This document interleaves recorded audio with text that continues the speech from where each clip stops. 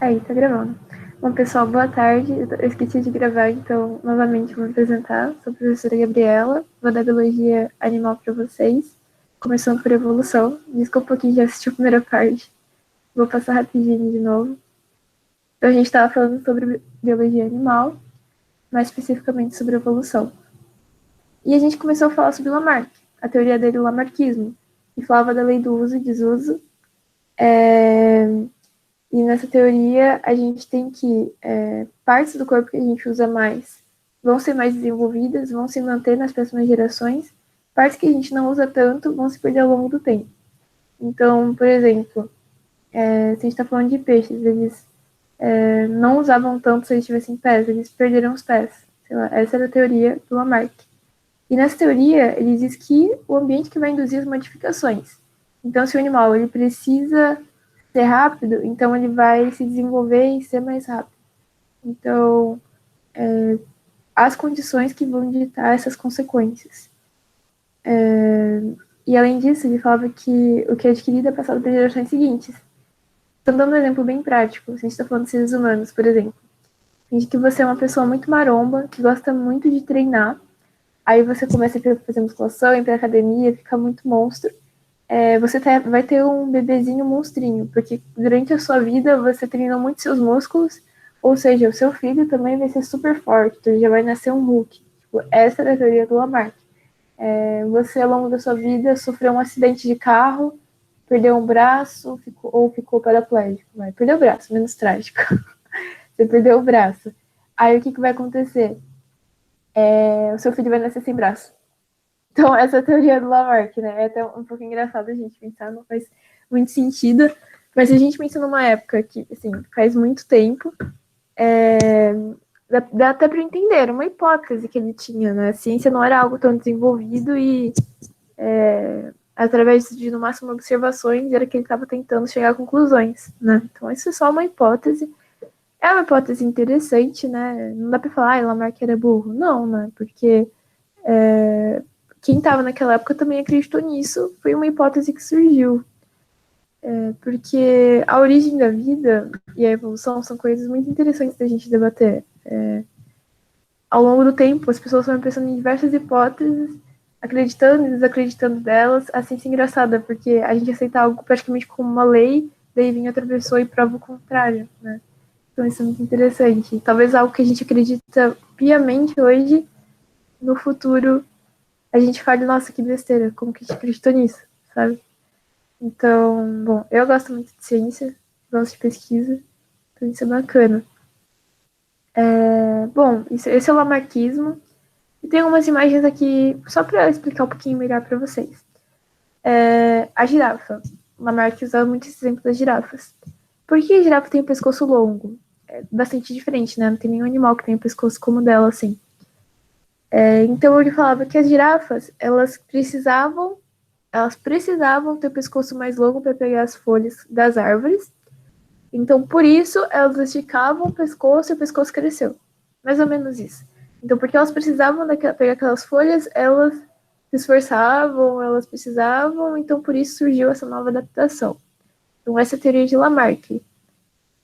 Porque as árvores eram mais altas, as girafas precisaram esticar os seus pescoços. Por isso.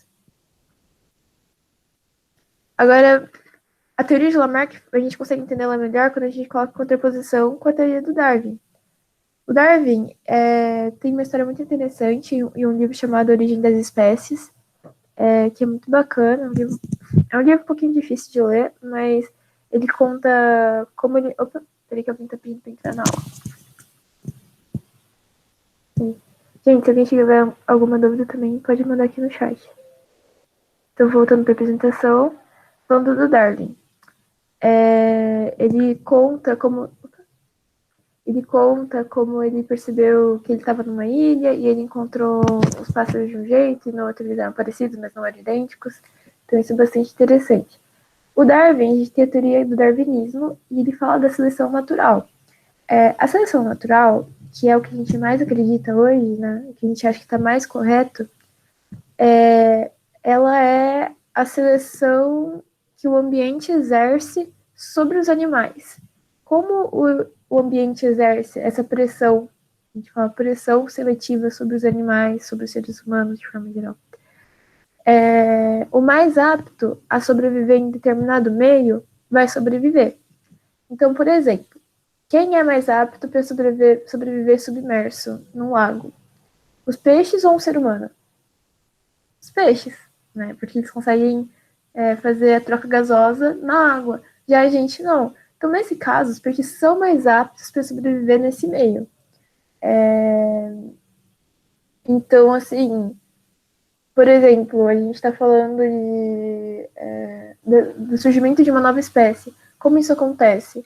Através da genética, a gente tem mutações que ocorrem no momento que a gente tem a segregação de genes. Isso acontece quando a gente está fazendo reprodução sexuada, né? A gente tem a formação de cromossomos, depois o encontro deles. E aí surgem novas características, surgem mutações também. E aí essa mutação pode ser que o organismo nem nasça, porque como a gente tem, às vezes, o bebê não consegue nem nascer porque ele tem alguma deficiência muito grave. Pode ser que nasça, mas com deficiência. A gente tem muitas deficiências hoje. Eu tô falando dos seres humanos que a gente entende mais, né? Que também tem isso nos animais. Então, a gente conhece várias síndromes, síndrome de Down, enfim, coisas que não são tão graves. Às vezes a pessoa nasce com um dedo a mais, isso não vai fazer tanta diferença na vida dela. E coisas que às vezes são vantagens. Por exemplo, em dado momento, a gente começou a ter polegar, e quem nascia com um dedo a mais, com um polegar, tinha muita vantagem sobre quem não tinha, sabe? Algo nesse sentido. E aí, o que acontece? Quem tem uma vantagem maior, quem por algum motivo é mais forte, mais rápido, tem uma cor que é mais parecida com a madeira, consegue se camuflar, esse vai sobreviver e, por consequência, vai conseguir se reproduzir e vai perpetuar a sua espécie. Então, é claro que a gente está falando de uma cor, um dedo, uma coisa, uma outra, isso não chega a diferenciar a ponto de ser uma outra espécie. Mas essas modificações, ao longo de milhares, milhões de anos, elas vão se somando até um ponto que a gente não consegue mais ter o cruzamento dessas espécies. Isso se chama especiação, processo de especiação, surgimento de novas espécies. Então, deixa eu mandar uma mensagem. Deixa eu ver. O que seria a seleção natural? Então, a seleção natural é essa pressão que o ambiente vai fazer sobre os animais. Então, o que é essa pressão? É o ambiente, é a forma como a comida está disponível, são os predadores que tem no meio. Então, a pressão de seleção, ela é uma soma de fatores que vão resultar na sobrevivência ou não do mais apto. Então, por exemplo, a gente tem duas mariposas. Uma mariposa é branca, a outra mariposa é marrom, semelhante a um tronco. Aí, essa mariposa que é semelhante a um tronco, ela pousa no tronco e os predadores não enxergam ela porque ela fica camuflada. Já a branca, ela fica aparecendo muito, né? Ela fica em contraste. Aí o que acontece? Os predadores comem e a outra sobrevive. E essa que sobreviveu consegue se reproduzir e gerar novos indivíduos. A seleção natural, ela vai selecionar o que está mais apto à sobrevivência. Seria basicamente isso que eu estou tentando explicar. É bom a gente lembrar disso. Não da seleção do mais forte, mas do mais apto. Porque, como eu comentei, um peixe não é mais forte que um ser humano, mas ele está mais apto a sobreviver submerso do que um ser humano. Então, ele é mais adaptado para o meio aquático do que nós ou do que qualquer outra espécie terrestre. Seria mais ou menos isso. Não sei se dá para entender o que eu estou querendo explicar.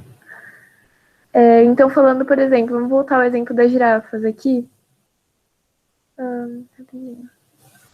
Então, voltando ao exemplo das girafas, o que Darwin pensava? Ele não pensava assim, as girafas têm que esticar o pescoço para comer as folhas. Não, as girafas que tinham o pescoço mais comprido, que tinham essa modificação, que tiveram essa mutação, eventualmente, ao acaso, nasceram com o pescoço mais comprido, tinham maior chance de sobrevivência porque conseguiam pegar folhas mais altas que outras não conseguiam. Assim, agora nesse caso a gente está falando da disponibilidade de alimento, que também pode ser um fator da pressão de seleção, elas conseguiam sobreviver e perpetuar sua espécie. Então, as que tinham o pescoço mais comprido sobreviviam. É por isso que as girafas têm pescoço comprido, não porque elas esticavam o pescoço e adquiriam isso ao longo das gerações, mas porque através de mutações, de adaptações e da pressão de seleção, foram elas as mais aptas a se alimentar na savana. Então, essa é uma diferença muito grande entre lamarquismo e darwinismo. A gente fala no darwinismo de mutação, de genética, principalmente no neodarwinismo, né? E de adaptação, enquanto no lamarquismo é como se fosse um esforço, caracteres adquiridos que vão resultar nessa modificação. Eu acho que é isso. Gente, vocês têm alguma dúvida a respeito da evolução? Podem falar. Seria onde vai ter melhor desenvolvimento, viver melhor. É, mais ou menos, assim. Eu não explicaria dessa forma. Deixa eu ver. Seria onde vai ter melhor desenvolvimento, viver melhor. Onde ele tá mais apto. É que, assim, a gente tem que pensar que não é o lugar onde ele vai se desenvolver melhor. É aquele indivíduo que tem o melhor desempenho nesse lugar, né? Por isso.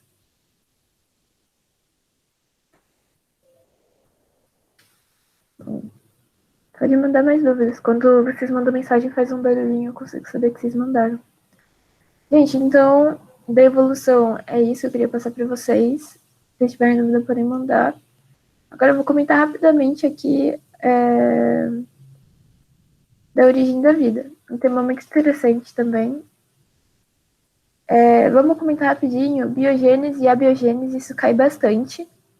Biogênese, a gente tem que os seres vivos vão surgir de outros seres vivos, através da reprodução. Então, pai e mãe, ou, enfim, não estou sendo muito heteronormativa, mas dois organismos vão gerar um novo. E a biogênese.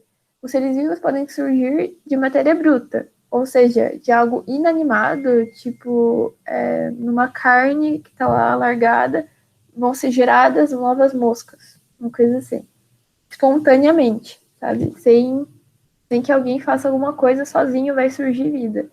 Então essa matéria é engraçada, que assim, acreditaram por muito tempo, e quem não acreditava era muito contestado, riam dessa pessoa.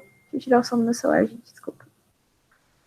E, enfim, foi como eu falei, é engraçado a forma como a gente acredita em uma coisa na ciência e depois prova o contrário, né? Então, essas duas definições são bastante importantes. Depois eu vou passar para vocês os slides, então não fiquem preocupados. Bom, eu vou comentar um pouquinho, então, sobre a biogênese e a biogênese. O engraçado da abiogênese é que, antigamente, você tinha até meio que uns livros de receitas que explicavam como você fazia as coisas, os seres vivos surgirem. Então, um exemplo, é bem absurdo se a gente parar para analisar. Como surgiam as cobras? Você pegava um barril, aqueles barris de madeira mesmo, que a gente praticamente não usa mais hoje, usa barril de plástico hoje, mas nesse barril você colocava óleo e pedaços de cordas. Aí no dia seguinte você voltava e ia ter cobra. Então, essa era a receita de como fazer cobra. Pra fazer rato. Olha as ideias, fazer rato. Você juntava algumas migalhas de pão num saco, colocava no porão e espontaneamente iam surgir ratos. Hoje a gente pensa, óbvio que espontaneamente iam surgir ratos, porque eles vêm atrás das migalhas de pão, né? Mas na época, como eles não estavam fazendo uma observação boa, uma observação científica, tentando comprovar com fatos, era algo que eles simplesmente acreditavam. Realmente surgia rato, né? A parte da cobra não sei se surgia, mas no caso dos ratos, sim. E outra coisa, das moscas que eu comentei com vocês. Se você deixasse um pedaço de carne sobre um balcão durante tanto tempo, espontaneamente iam surgir moscas. Isso também é claro que vai surgir mosca. A mosca se alimenta de carne, né? Mas, enfim, essa era a teoria deles. Como que essa hipótese, essa teoria foi derrubada? Através de experimentos. Então, a ciência maravilhosa, mais uma vez, veio ao resgate. Alguns experimentos foram feitos, por exemplo, aquele das moscas. Pegaram um frasco, pensa num vidro de palmito. Pegaram um vidro de palmito, colocaram um pedaço de carne dentro, pegaram outro vidro de palmito, cobriram de uma forma que nada podia entrar, por exemplo. Na época não tinha plástico, mas com um tecido de pano grosso. Imagina que como se estivesse vedando aquele vidro, ou até mesmo colocando uma tampa, vai. E no outro vidro colocaram só um tule. Então, assim podia passar o ar, porque eles contestavam, mas você está vedando, não vai passar, e é por isso que não vai surgir vida espontaneamente. Então, eles contestavam dessa forma. Sem nenhum embasamento, sem nenhuma explicação, mas se não entrasse ar, não ia dar certo. Aí tá bom, então colocaram, deixaram entrar. Obviamente, no que estava sem tampa, surgiram as moscas. No que estava vedado, não surgiram, então eles falavam, tá vendo? Está vedado? Não surgiram. Mas aí, no que estava só com o tule, também não surgiram. Por quê? Porque as moscas, elas vão lá, se alimentam e botam os ovos. Desses ovos surgem as larvinhas, que são as moscas que vão crescer e se desenvolver. Então, lá estava tendo contato com o ar, mas ainda assim ficaram meio incrédulos, né? Não acreditaram muito. A gente chega ao experimento do caldo com carne. Caldo de carne. Sabe aquele caldo quinoa, caldo de carne? É tipo isso, só que feito com caldo com carne de verdade, como era feito antigamente, caldo de legumes, caldo de carne. Então, você cozinha uma carne na água, tal, forma um caldo, e ali você deixa resfriar. E ele fez a mesma coisa, com tampa, sem tampa. O que acontece? Independente de ter colocado esse tule, se desenvolveram micro-organismos. Mas o que acontece? Um tule ele não é fino o suficiente para filtrar esses micro-organismos, né? Então, mesmo assim, cresceram. Então, olha a conclusão deles. Então, os micro-organismos são imunes, eles realmente eles surgem por abiogênese. Tudo isso foi derrubado quando Pasteur criou a pasteurização. O que ele fez? Ele fez uma vidraria muito específica, que tinha um formato, né, assim, de forma que os micro-organismos, o ar entrava, mas como tinha essa parte assim, ó, no vidro, os micro-organismos ficavam parados ali. Então, ele foi lá, ferveu esse caldo dentro do recipiente redondo, qualquer, enfim. Assim, ele pasteurizou, matou tudo que estava ali dentro, tinha contato com o ar e os micro-organismos não conseguiram entrar. Então, assim, ele provou que a biogênese não era verdadeira, que não era correta. É claro que, assim, imediatamente não acreditaram nele. Antigamente era muito difícil você contestar alguma coisa, não é como é hoje. Mas, enfim, foram feitos vários experimentos para tentar provar ou não provar, ou derrubar essas teorias, sempre com muito estigma, né, o que é complicado. Bom, se tiver alguma dúvida sobre biogênese e abiogênese, podem mandar. Agora, falando das hipóteses da origem da vida. A gente tem algumas, né? Vou comentar essas três. A primeira é essa daí que faz um certo sentido, mas até hoje a gente não encontrou vida fora da Terra. Mas a hipótese caiu um meteoro ou um corpo estranho na Terra, independente se é um meteoro, meteorito, e nele tinha vida.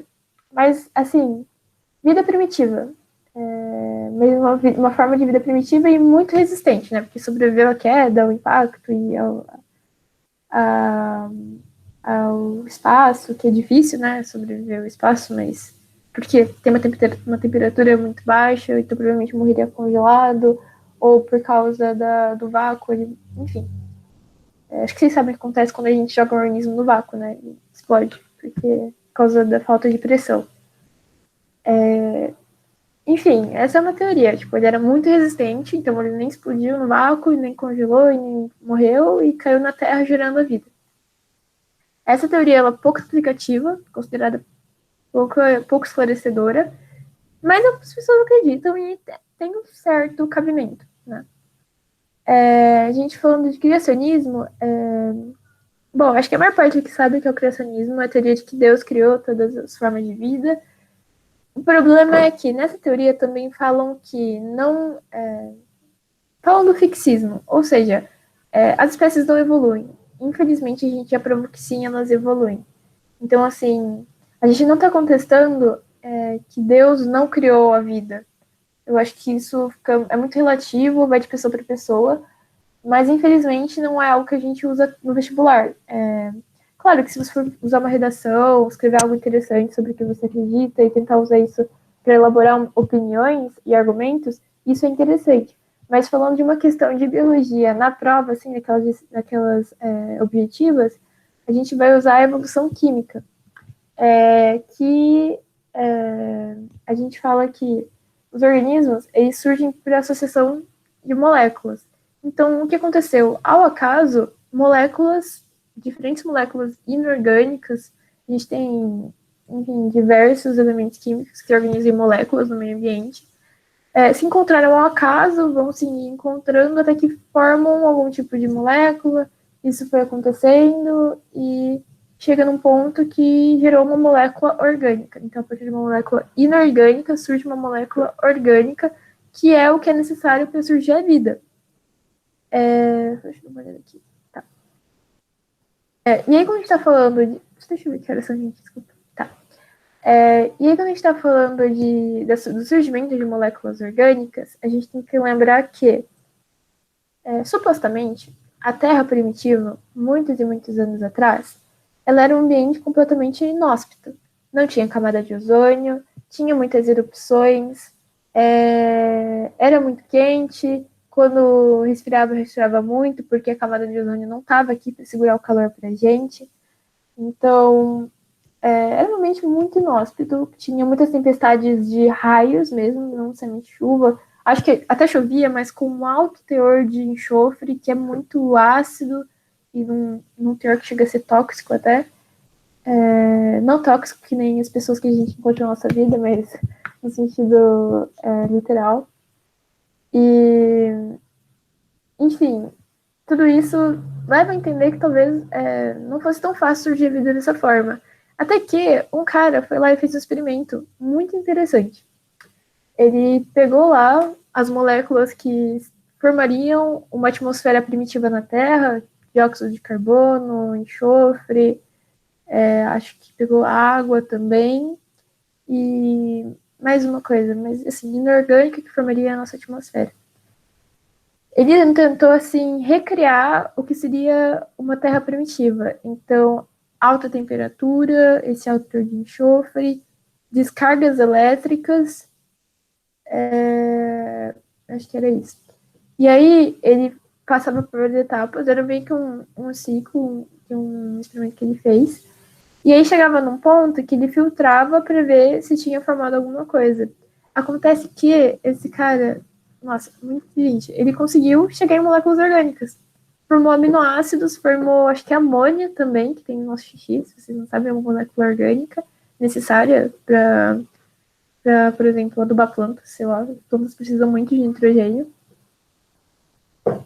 Tipo, basicamente, ele conseguiu demonstrar o que aconteceu há muitos e muitos anos atrás. Isso é muito interessante. Porque a partir de moléculas inorgânicas, conseguiu chamar moléculas orgânicas.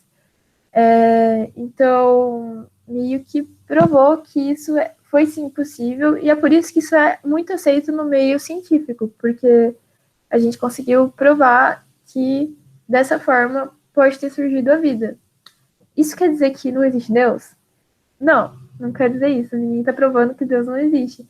Inclusive, se Deus deu a origem da vida, ele pode ter criado essas moléculas inorgânicas que depois se tornaram orgânicas e assim foi surgindo a vida, né? Então, não é uma coisa que anula a outra. Inclusive, a maior parte dos pesquisadores que a gente está falando acreditavam em Deus. Eu falo assim de cristianismo basicamente porque eu não sou ligada a nenhuma religião e é a que eu conheço um pouquinho mais. Então eu tô dando esse exemplo. Então não quer dizer que deuses não existam e, enfim, que essa seja a teoria certa, né?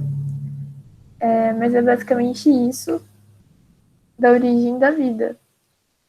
E aí a gente tem outras hipóteses, tem a teoria do Big Bang, que teve uma grande explosão, pipopó, e tem muito que a gente tem para descobrir ainda. Afinal, existem muitos planetas, a gente não conseguiu explorar todos ainda, mas a gente já encontrou água em outros planetas, então existe esperança sempre. E eu acho que é isso sobre biologia animal, isso é o que mais cai no vestibular da Unesp, provavelmente vai cair algo nesse sentido. Apesar de que os vestibulares esse ano estão bem bizarros, né? Então a gente não tem certeza de como vai ser. Mas é isso, gente. Vou parar a gravação e a gente poder conversar um pouco.